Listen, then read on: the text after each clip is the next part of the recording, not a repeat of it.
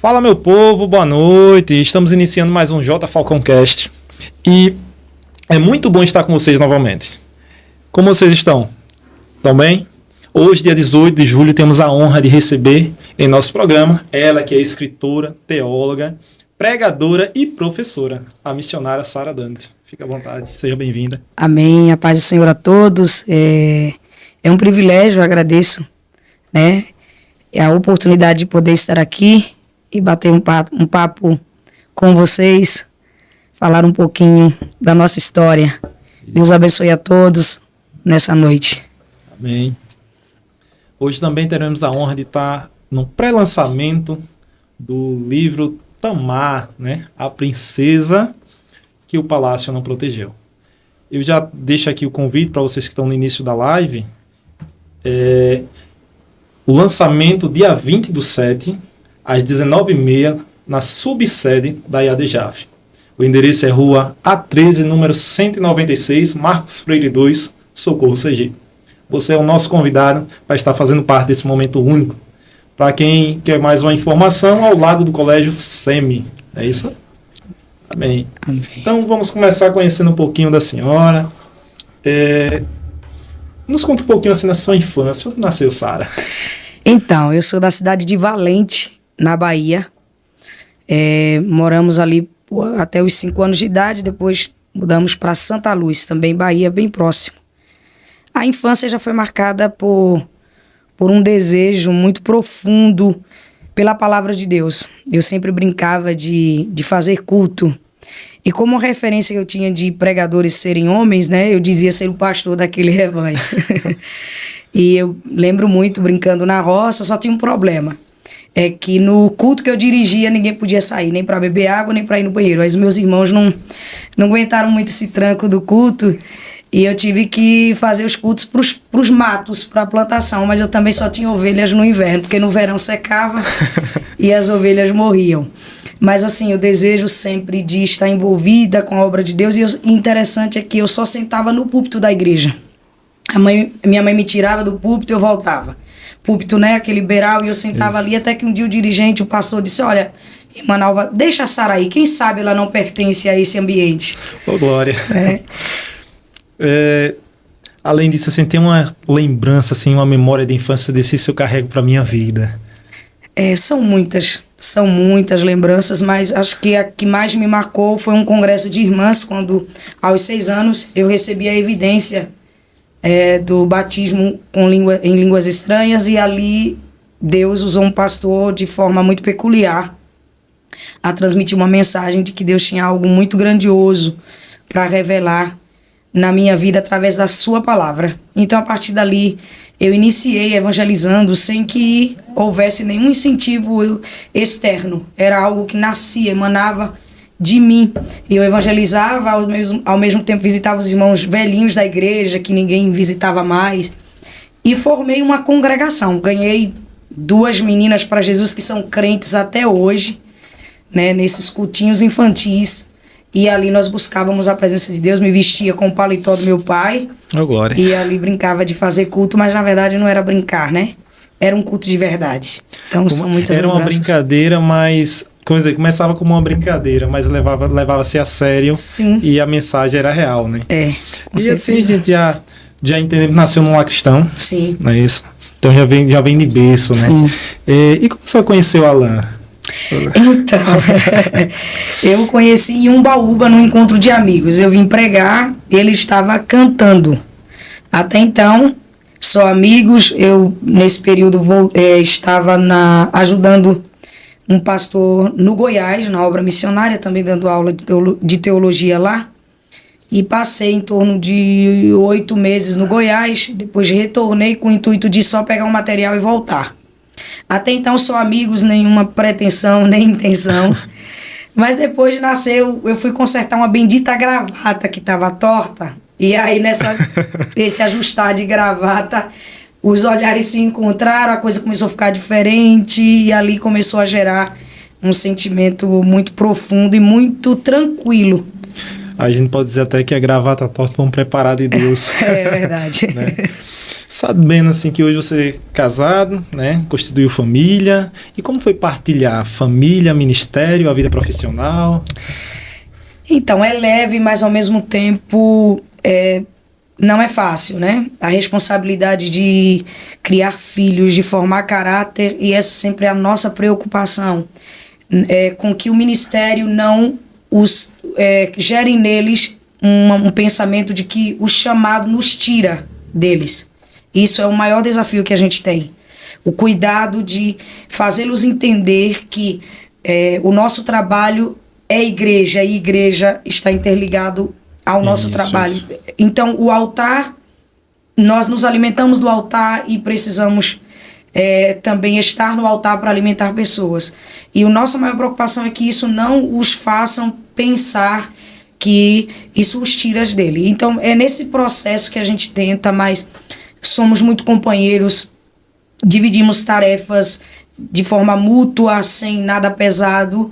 Então, isso facilita a jornada, o caminhar, mas a nossa preocupação é sempre de preservá-los e fazê-los entender que esse é o nosso ministério, trabalho, mas que isso não os frustre, nem tampouco gere neles um sentimento de que os meus pais me abandonam, me deixam, viajam, e é a igreja quem causa isso. Não, a gente tenta de forma madura trabalhar isso. Não é fácil às vezes, né? A Sofia vai fazer 8 anos, o Aleph tem 5. E eles sentem muita falta, mas a gente vai trabalhando aí, pedindo a graça de Deus e sabedoria. Amém. Quem sabe tá nascendo aí, né, a nova geração de pregadores, né? Se espelhando na mãe, porque a gente, na nossa infância, se espelhava em pregadores, sim, né? A senhora tem, assim, algum nome, assim, que dizer isso aqui era que eu copiava as mensagens quando criança? Então, eu tinha um pastor que hoje, eu acho que ele está no extremo sul da Bahia, o pastor Zé Neto. E ele sempre pregava lá no interior, lá onde eu morava, em Santa Rita de Cássia, né? Na minha primeira infância, ali, até os 5 anos de idade. Então, eu olhava e queria, né? Como eu disse, eu não tinha uma referência, eu não conhecia nenhuma mulher que pregasse. Mas aquilo era mais forte do que eu. E eu olhava para ele e eu queria imitá-lo. Tanto é que, quando eu fui batizada com o Espírito Santo, era ele, já na cidade de Santa Luz, quem estava pregando nesse congresso. Amém. Então, ficava muito marcante a imagem dele na minha mente e de como ele pregava com tanto fervor. E é essa a imagem que eu tenho. Amém. Eu quero aqui também aproveitar o momento e agradecer a Barreto Estúdio, mais uma vez pela parceria, e convidar você que tem desejo de gravar o seu programa, entre em contato. O Instagram deles estão aqui na descrição do vídeo. Continuando aqui, missionária, como descobriu assim o ministério da pregação? Já foi da infância mesmo? Sim, desde sempre. Eu sempre, como eu disse, eu comecei pregando, brincando, né? Na minha mente, na mente de alguns, na minha mente sempre foi culto. Para mim sempre foi culto, para mim sempre foi sério. E eu lembro que lá no interior, em Santa Rita de Cássia, eu ia com a zeladora da igreja, com a filha dela para brincar. E ela zelando a igreja, eu subia no púlpito dessa igreja, pegava uma cadeira, né? Porque hoje, com 1,48 m, imagine com 4 anos de idade. Eu pegava uma cadeira, subia para ficar à altura do púlpito, e ali eu olhava, a igreja estava vazia, somente a zeladora limpando, mas na minha visão estava lotada. Né? E ali nascia interessante, é bom frisar, o meu pai é um crente, um membro da igreja, minha mãe dirigente de oração por um bom tempo, hoje não mais, mas eu não tenho para dizer assim, meu pai é pastor, alguém me incentivava, era algo que já nasceu em mim mesmo, como a minha mãe havia me ofertado a Deus desde o ventre, né? Então, desde sempre eu não me vejo fora do ministério, do chamado, desde sempre. Quem tem chamado, né? Como Paulo vai dizer, não foi nós que escolhemos isso, foi eles que nos chamou. E como é assim a experiência de transmitir, né? De compartilhar sua fé para outros? Pai, eu acho que quando nós temos a fé emonar, né? A fé intrínseca, a fé marcante em nós, não uma fé de conceito apenas, de uma ideologia, de uma filosofia, mas uma fé de convicção, de uma certeza. Essa verdade, ela é vivida e ela é transmitida, muito mais que palavras. Como disse, Francisco de Assis, pregue o evangelho, se preciso, use palavras. Né? A sua vida fala muito mais do que as palavras. Então, eu acho que é transmitir um bom dia, é transmitir com o respeito, é transmitir com a educação, para que quando nós venhamos verbalizar o que cremos, as nossas atitudes comprovem o que falamos. Amém. A gente sabe que a gente tem amanhã, né, o encerramento do Congresso de Mulheres na IADALP, né, Pernambuco.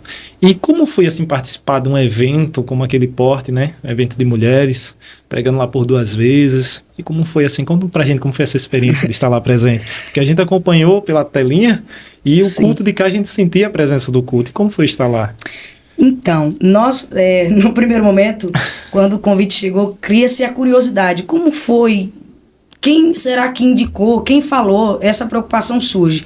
Mas o meu esposo, ele já seguia as redes sociais, lá eu também, mas ele é mais ativo nesse sentido do que eu. E um dia ele fez uma oração, né? Na virada do ano, segundo ele fez uma oração pedindo a Deus que nos levasse em lugares diferentes nesse ano. E interessante, nós estávamos no curso teológico na segunda-feira, no instituto, e ele pegou no celular e olhou o Instagram da igreja e perguntou: Deus, quando será? E ao chegar em casa, a nossa irmã Roberta entrou em contato no mesmo dia, fechando aquela agenda. E para nós, assim, foi um momento ímpar. E a curiosidade de saber como foi que ela ficou sabendo, quem indicou. E assim, ela nos contou, falando para nós que ela estava pedindo a Deus nomes novos. E de repente, ela vendo no YouTube, encontrou um vídeo não tão bom, mas ela ouviu até o final e disse: Senhor, se for essa irmã, confirme. E aí a irmã dela nos Estados Unidos estava vendo o mesmo vídeo, enviou para ela e disse: olha, é essa menina. Então ela sentiu a confirmação daqui, a irmã dela lá nos Estados Unidos. Foi uma experiência ímpar. E o mais gostoso, maravilhoso, é que nós não precisamos forçar portas. Sabe? Quando nós descansamos em Deus, desejos, vontades, sonhos, quem não? Né? Quem não quer uma oportunidade, quem não deseja, mas desde que isso seja leve. E para nós foi muito leve, mas ao mesmo tempo pesado. O peso da responsabilidade é grande, mas para a honra e glória do nome do Senhor, o nome do Senhor foi glorificado, enaltecido. Quero aqui agradecer ao pastor Roberto José, a nossa irmã Iraci, a nossa irmã Roberta, pela oportunidade de ser caloura ali naquele ano, mas foi uma experiência ímpar, muito marcante. Imagina, assim. E como foi pregar fora do Brasil, né? Fora do país? Como foi essa experiência? Conta um pouquinho pra gente.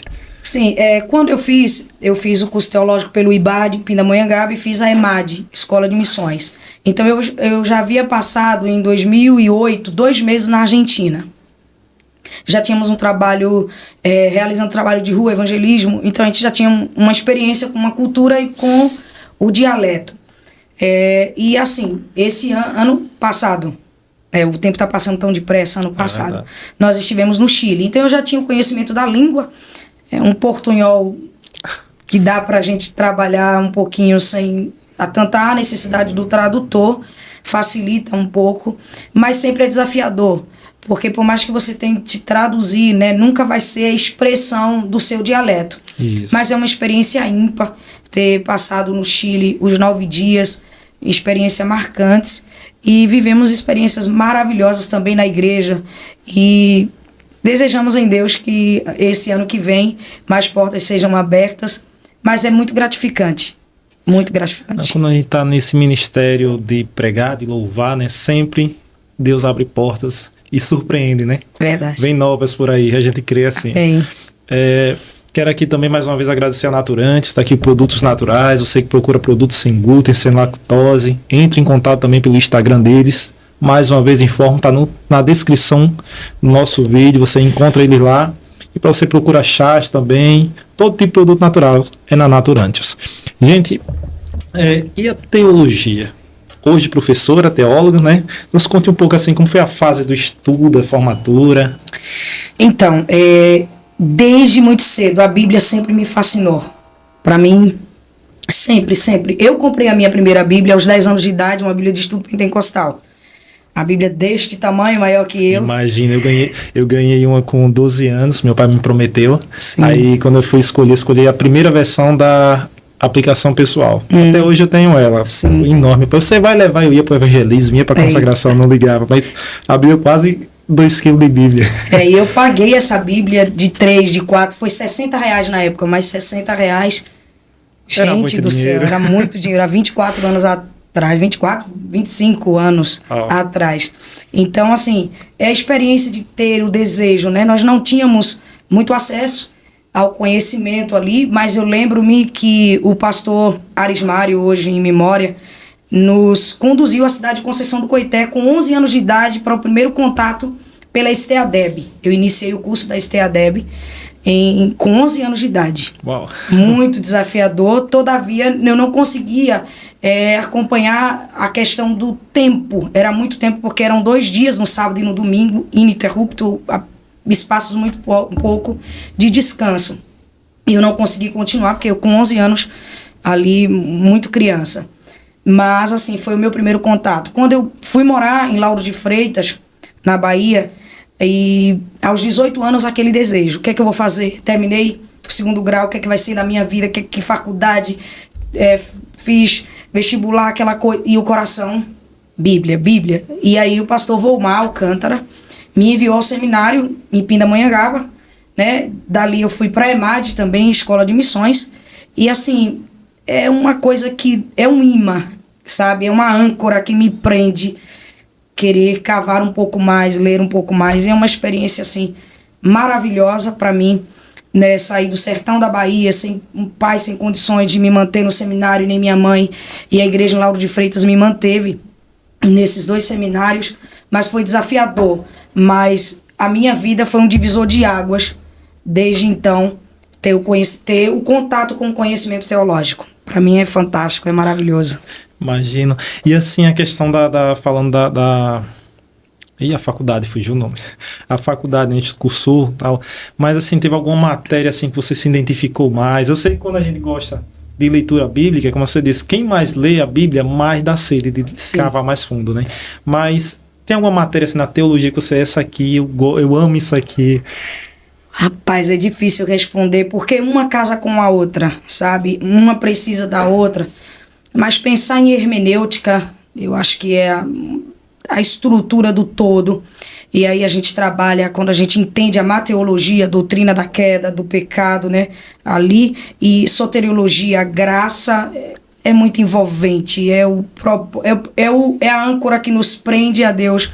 É saber que estávamos caídos, sem perspectiva de vida, e a graça nos alcança e nos resgata. Então esse é o lema principal da teologia, né?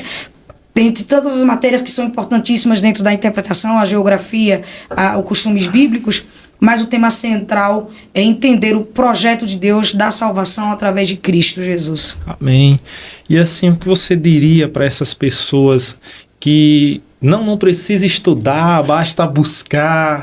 O que você falaria para um... Rapaz, não me faça essa pergunta. É triste ouvir ainda falas preconceituosas, desnecessárias, principalmente de lideranças, que deveria olhar para o irmão, para o obreiro que tem o desejo de estudar, e ele dizer assim, para que você está fazendo teologia? Deveria incentivar, né? É como se fosse uma ameaça para alguns. É muito triste ver que nós ainda temos tanto que caminhar. Quando nós olhamos a história da igreja, quando a gente chega ali na época de Lutero, ano de 500 ali, vamos colocar 1500, o curso teológico está no mesmo patamar do curso de direito, tá? Na sociedade, o mesmo respeito de alguém que era um advogado e um teólogo estava no mesmo patamar. E hoje a gente observa que a teologia é só algo. Eu abri mão início da minha juventude para me internar, viver como interna em um seminário. Hoje, acho que no Brasil não existe mais seminários internos. Mas eu vivi confinada dentro de um seminário para estudar. Dia, à noite, pela manhã, pela tarde. É o que eu quero, é o que eu desejo, né? Vamos dizer assim. E o que a gente fica triste é em observar que não há como existir mudança se não mudarmos a nossa forma de pensar. O culto, ele é racional. O culto, ele é pensante.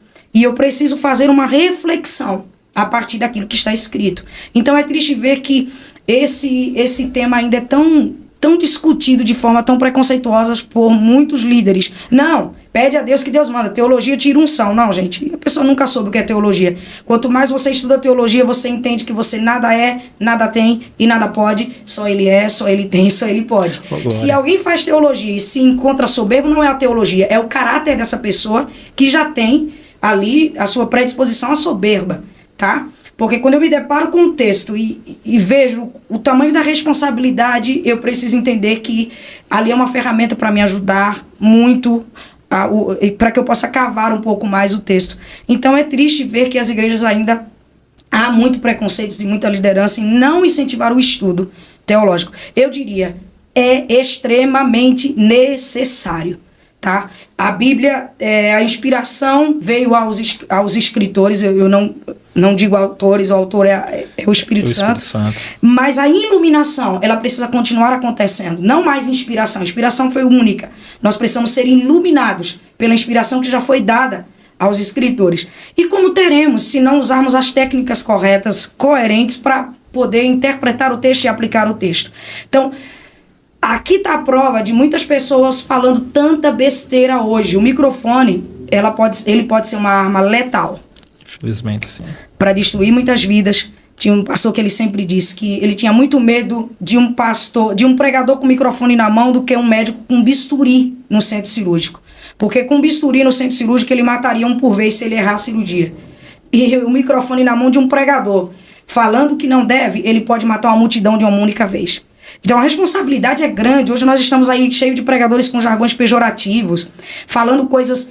Agora todo mundo é expert em psicologia, e nisso, naquilo outro, é expert em tudo. E aí fala o que não deveria, machuca a pessoa. Daí depois vem se retratar, quando na verdade você tem que começar a fazer uma reflexão do que você vai dizer. Pregue a Bíblia, somente a Bíblia, e não saia da Bíblia. Esse tem que ser o foco. O lema é salvação, né? Com certeza. Aí a gente, como você falou assim, a questão do estudo, Paulo vai dizer, uns foram dados para mestre. O Espírito foi o mesmo Espírito, mas uns são mestres, outros doutores, e assim, cada um na sua função. Se existe um mestre, é porque precisa do aluno. Sim, com certeza. Né? Aí alguém diz assim, não deve estudar. Deve, gente, procure. Faz parte até do meu cronograma. Eu disse, eu tenho vontade de fazer e vou fazer sim. Porque vai ajudar muito na nossa carreira, né? E lembrando, gente, que nós temos aqui no estado, né, o núcleo do IBAD, na sede da Rua Bahia, temos também o Instituto Ictus lá em Nossa Senhora, aqui em Nossa Senhora do Socorro. É porque eu passei a BR, gente, aí tô achando que eu tô em outra cidade. Que, por bondade de Deus, somos coordenadoras. Então, assim, nós temos oportunidades, precisamos agarrar essas oportunidades que está sendo dada. Tá? Então, eu incentivo aqui, leia, porque falta de conteúdo faz com que as pessoas falem o que não é para ser dito. E o conhecimento é até para a gente não se enganar, né? Sim. Porque qualquer um, hoje, todo mundo ensina qualquer coisa. E Paulo vai dizer, calce os pés com a preparação do Evangelho. Sim. Quando ele fala isso, é para ninguém dar qualquer informação errada. Você tem que ter conhecimento para ninguém, né? Com certeza. Aí, vamos lá. E a ideia, assim, de ensinar? Qual foi o seu maior desafio hoje? Ensinar. Olha, eu, quando criança, eu acho que eu não sou normal. Quando criança, eu ensinei criança. Quando adolescente, ensinei adolescente.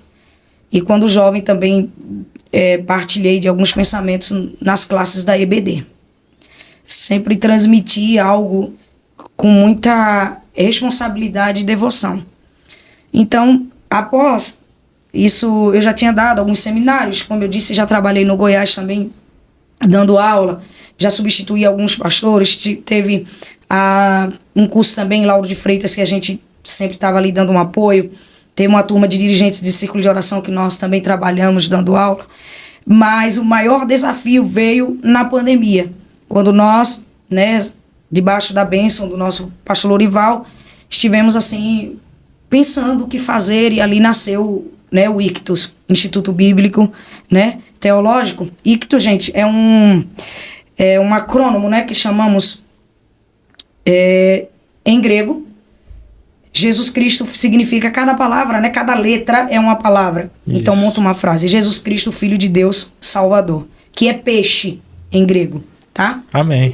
Então, assim, ali começou um desafio, porque sabíamos que iniciaríamos uma maratona intensa. Então, quanto mais a gente tem a responsabilidade, mais a gente precisa ler, buscar. E aqui eu agradeço ao meu esposo a compreensão, o apoio com as crianças em casa, porque eu precisava sentar, estudar, rever, repensar, escrever, e não é fácil. Não é fácil. Verdade. Imagino, na verdade tem que se isolar um pouco, voltando, como você já tinha experiência do seminário, né?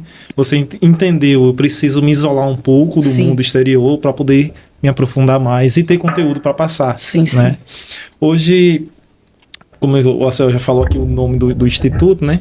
Eu disse, fala sobre um pouco dele, como alguém pode ter acesso, pode fazer uma chamada aí que alguém quiser se interessar. Fique à então, vontade. nós temos o curso básico e o médio, né?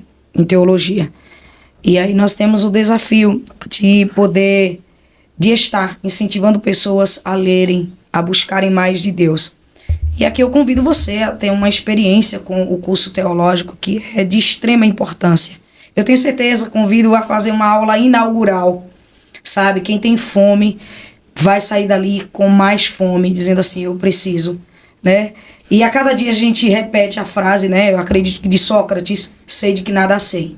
A Bíblia é um livro que jamais ninguém vai poder dizer eu tenho conhecimento absoluto dela. Por mais que leia todo o livro, como eu já ouvi de algumas pessoas, já li 20 vezes, mas dá profundidade. Todo dia você tem que descer para porque ela é espiritual. Amém. Ela não é um livro... Ela é acadêmico também. É histórico. É o livro mais completo, né, da literatura. Tem tudo.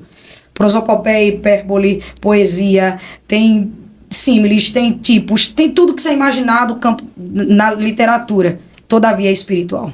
E ainda tem a questão que ela é nova todo dia. Justamente. Todo dia ela é nova. E como uma professora minha de português no seminário dizia, é o único livro da Bíblia que o autor vem junto quando você compra. Se você convidar, ele senta com você, que é o Espírito Santo. Eu sempre costumo dizer aos meninos que andam comigo, tá lendo a Bíblia, não entende, vai orar. Ora, convida o Espírito Santo. E se mesmo assim não entender, não fique com a dúvida, pergunte. Aí é que está alguém. A resposta do estudar. Porque, por ser um livro, né, há mais de 2000 anos, passou aí 1.600 anos para ser escrita, completa os seus, né, fechar todo o cânon. É um livro distante da nossa realidade cultural. Se você não estudar costumes bíblicos para entender as expressões, fica difícil, tá? Você precisa lembrar que foi escrita em dois idiomas e um dialeto. O grego e o hebraico, e o aramaico é um dialeto. Então, são pequenas partes em aramaico. Apesar de aramaico ser a língua que Jesus falava, tá? Jesus não falava em hebraico, ele falava em aramaico. O hebraico Jesus falava nas sinagogas. O hebraico é a língua da religião. Nos cultos era em hebraico, mas no dia a dia, no comércio, era o aramaico, tá? Então, é importante a gente poder conhecer as traduções bíblicas. Gente, é fantástico você entender bibliologia. Entender a primeira tradução da Bíblia, tá? A Septuaginta, a pedido do Ptolomeu para estar na Biblioteca de Alexandria. Entender a Vulgata, né? A tradução de Jerônimo. E dali para frente você entender John Wycliffe, William Taylor, você entender quem é John Haas, você entender ali o contexto dos reformadores e dos tradutores. É assim, impactante. Então, a gente precisa abrir mais do que nunca a nossa visão e buscar. Porque o tempo está ficando curto. E cada dia que passa a gente tem mais aberrações.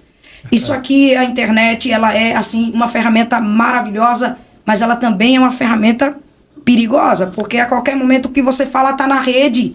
E aí a gente precisa ter cautela, ter muito cuidado com o que estamos transmitindo. E só teremos a iluminação se lermos a palavra de Deus com um coração devoto, um coração dócil, sensível, respeitoso e, acima de tudo, temente a Deus debaixo da oração. Amém.